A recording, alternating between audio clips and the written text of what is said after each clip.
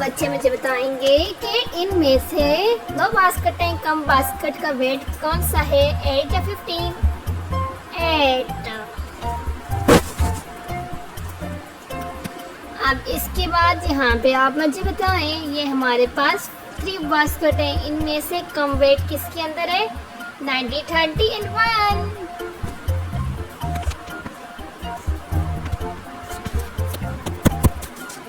अब यह हमारे पास 4 बास्केट है और 4 बास्केट में से कम कौन सी है? 2।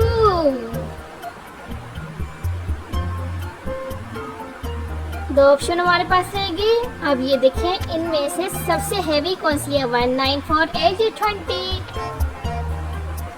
20 होगी। Very good,